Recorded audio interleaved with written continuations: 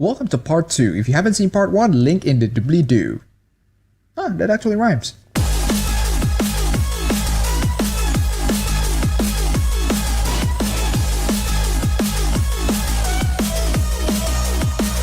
Targets are chosen for daring to include content that doesn't please the reactionary hordes, or for being made by a developer who once said a vaguely liberal thing on Twitter, or, of course, for being made by a woman, or for whatever other thing that simply doesn't please the trolls at any given day. Again, reactionary hordes referring to 90% of Steam users. This paragraph has put a ridiculous assumption that 90% of Steam users are gonna hate a game because the developer or journalist said a vaguely liberal thing on Twitter, you know, like, "Oh my god, your game is sexist! Die gamers die! You're a racist, sexist, and trans misogynist! Gamergate is a misogynist hate group! Screw the Asian Gamergaters! Women who support gamers and play games are house niggers! Reopen the death camps for Gamergate! Gamers are assholes! There are no good white people! There's no such thing as sexism against men! Kill all gamers! Fuck this skater fucker and his stupid ass fucking fuckface! Hard work is discrimination! Fuck the customers!" Jesus Christ, fuck the customers. And my personal favorite, bring back bullying. Because why not? I know, vaguely liberal thing, definitely so. And of course you're gonna claim that 90% will hate games solely because it was made by women. That's definitely the first time someone claimed that. The first time. It never happened before in the geek community ever. There are people in the gaming press. I correct that. There are people in the press who believe that the 90% of people will hate a certain type of media because they were made by females or they star females. There's this game that I freaking love called Honey Pop, and there are women working on that game, and the Steam reviews are overwhelmingly positive.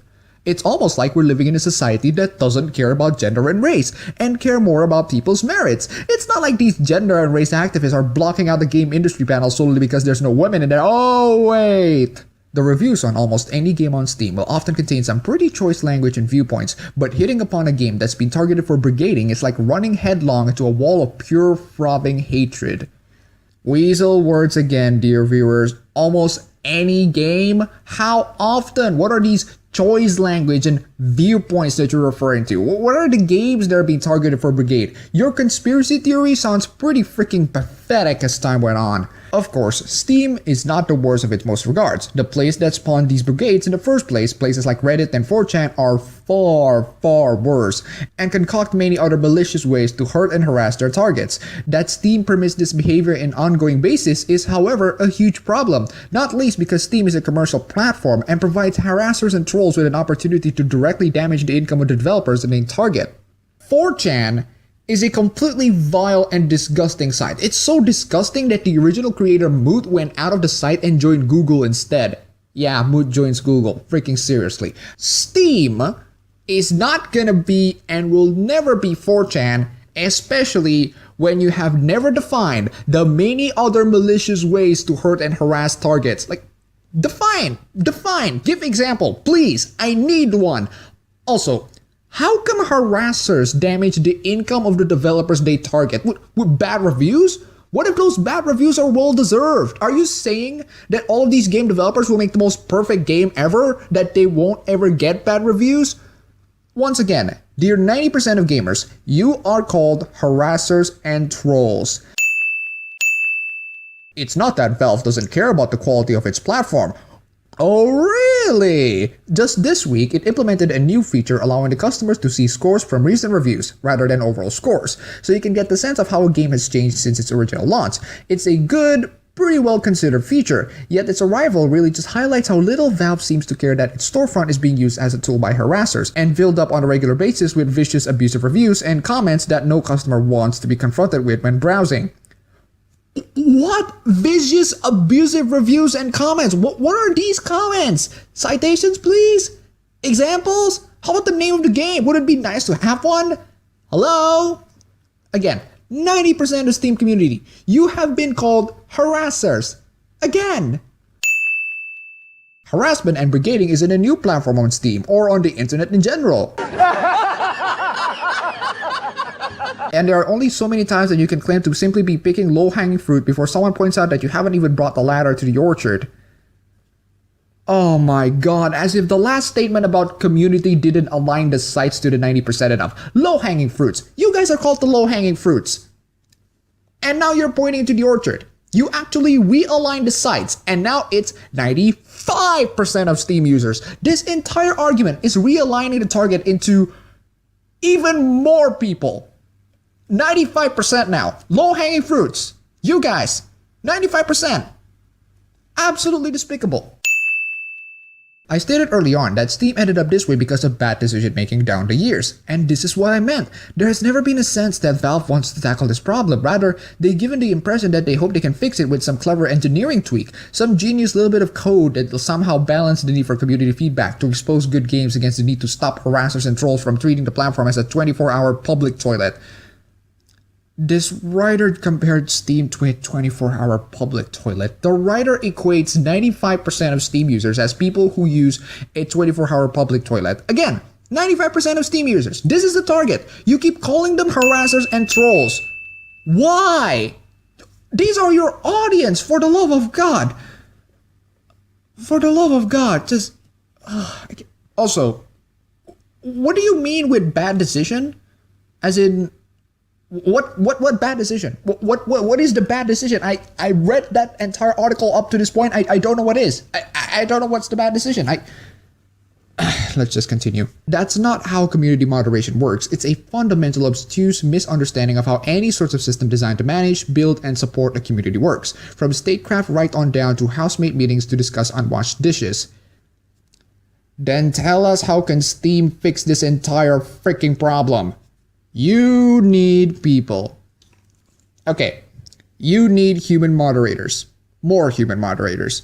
Because that worked out so well in the past. To be fair, this can be a good solution. Except after 2 hours of unprofessional moderators being shown right into my face, I don't trust and will never trust having more moderators as a solution, especially for non-existent harassers. Who can we appoint as these moderators? You? You can't even properly define what harassment and abusive comments are. I cannot appoint someone as a moderator of a forum if their definition of harassment and hate speech is undefined and warped into the Milky Way to the point of equating legitimate bad reviews as harassment. And the most important question here, can these moderators control themselves so that they don't ban people for stupid, baseless, and unjustified reasons? There's a hard limit on how much a business can grow if it permits abusive behaviors towards whole classes of customers of clients. Anyone making a game that tackles a tough subject or aims at a non-traditional audience, or who is themselves a member of a minority group, well, they'd probably be loved to be on Steam, but they're thinking twice about whether it's a good move. Do you know the weird thing about this article? This article puts in priority over women and minority group developers, as if men developer can't have it any worse. They just can't. I'm gonna say this straight to your face. I don't care. I don't give a damn if people who develop your games are women or part of a minority group. The only thing I care about are the products that they make. If they turn out to be crap, and you're gonna say that I'm a racist, sexist, homophobe like your usual daily routine, so be it. I'm a racist, sexist, homophobe. By the virtue of me criticizing a game and telling the truth. Because reality is offensive. Boo freaking who? And by the way, what are these games that tackle tough subjects that you're referring to? Let's try to name a few. Depression, lesbian acceptance, military coup, crazy yandere. Are these games serious subjects? Or maybe other serious subjects like war and child soldiers, governmental conspiracy, space politics, prejudice, human morality, society degradation, culture shock, survival, capitalism, industrialism, post-traumatic stress disorder, degradation of the human psyche, unbounded relationship, unbounded friendship, dating, or even crazy yandere aren't serious enough. Okay, let's stop the article because I think you get the idea of what this article is about. This article is some sort of a wild conspiracy theory made by someone who genuinely believes that all of the bad reviews that bad games received are thanks to trolls and harassers. The biggest question here is why? Why does this article exist on this shameful state? No citations, no evidence, it's all hearsay and rumors. Even my videos have citations, for God's sake, and I'm just a stupid guy in the dark corner of the internet. Now, with all of these points being read, I have my personal take on why this article exists and why this article is being deliberately vague on pretty much everything. This, my friend, is where I get the chance to put my tin foil hat on.